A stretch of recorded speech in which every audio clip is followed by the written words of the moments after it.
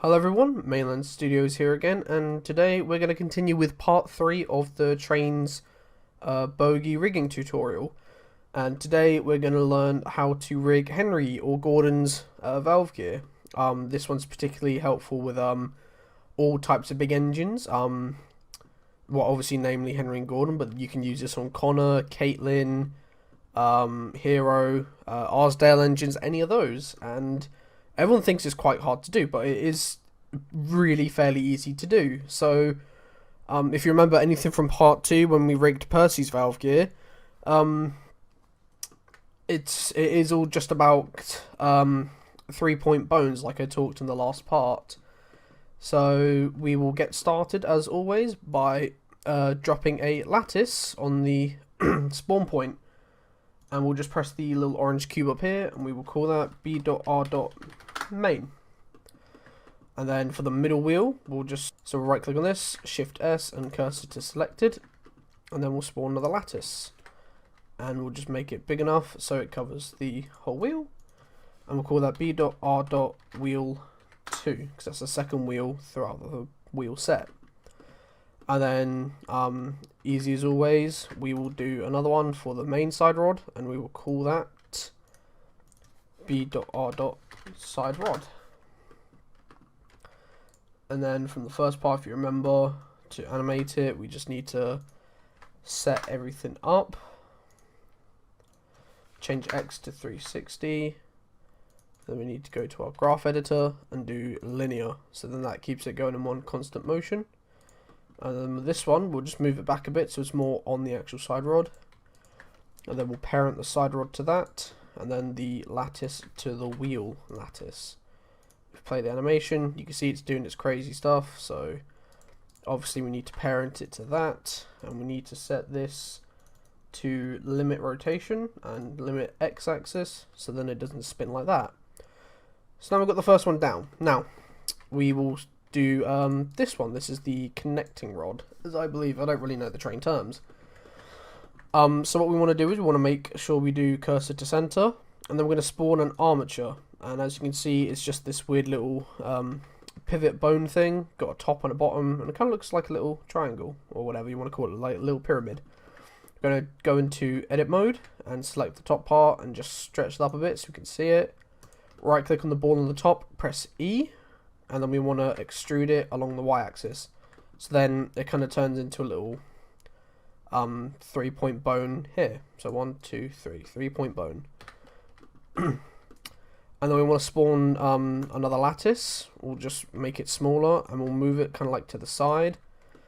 And then to all the points that we want to put it on. So we want to put it on this end where it connects to the wheel. And then we want to put it to where the piston is, so where it ends. Just make sure it's centered a little bit, and then we're going to clone it again, but we're going to make the next one a little bit smaller. This one, I've always called it b.r.con rod, short for connecting rod. This one for b.r.piston, so this is going to be the piston bit here. And then this one, b.r.cr, shorter version for connecting rod, because that's kind of like the other end of it. And then with the bone here, we're going to go into, so we're going to select the first one here, Shift S, cursor to selected, and then go into edit mode, click on the ball that's on the far right, Shift S, and then selection to cursor, and then you just repeat the steps again.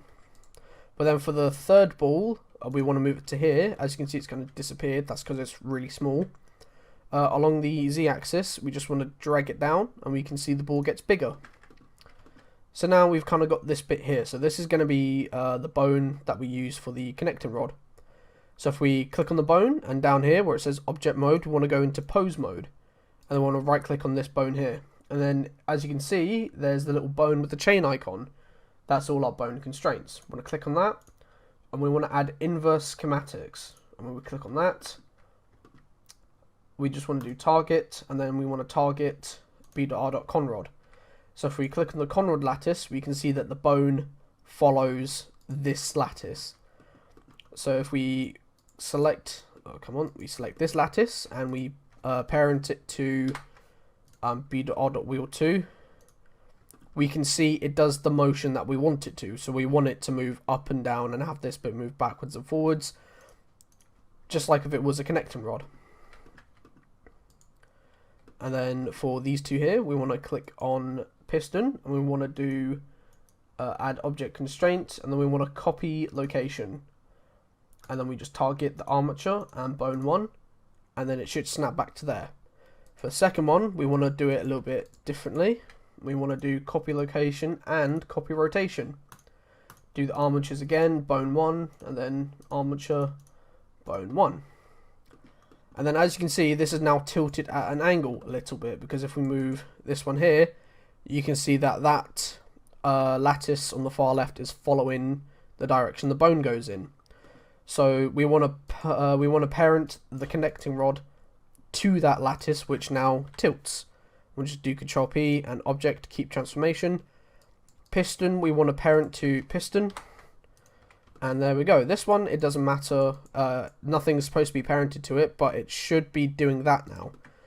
So if we go back into object mode of this bone and hide it, the connecting rod should be following this lattice down here. And as you can see, it can move backwards and forwards, up and down. So let's play the animation. And as you can see, it's doing what we want, but it's bouncing up and down a little bit here. Not to worry. We just need to unhide the bone. And we select the small object ball down here.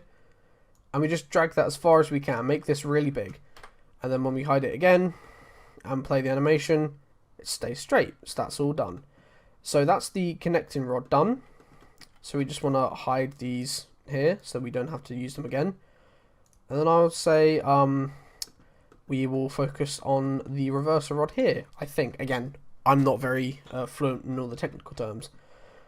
So we just want to repeat that process again. So it's just another lattice, make it small, move it out, line it up on this one, line it up on that one, and then line it up on that one.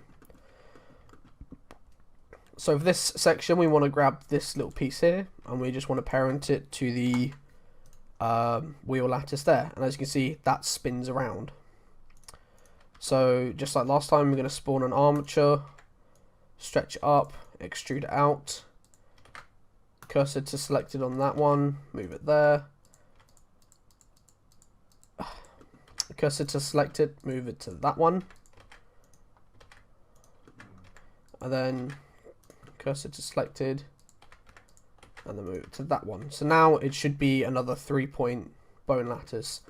And then copying the one we just did, we'll go back into pose mode, bone constraints, inverse schematics, copy this lattice, so it starts doing that.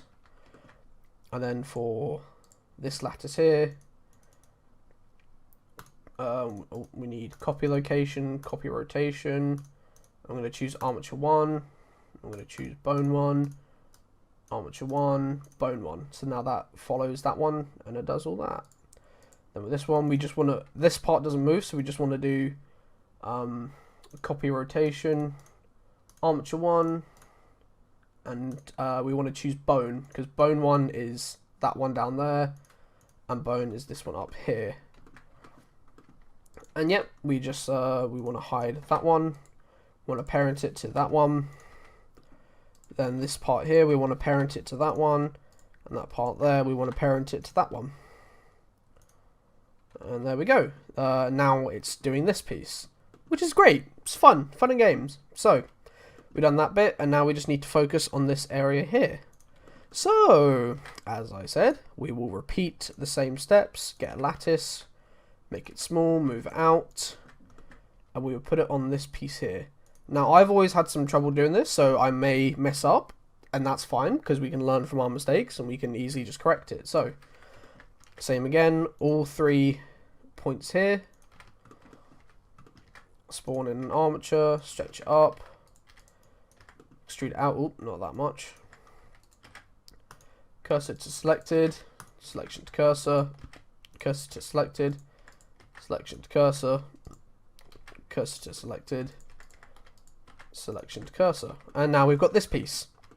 And then and follow the same steps. So we want to go to Pose mode, select the bone down there, bone constraints, inverse schematics, and select that lattice. So now it starts following that one.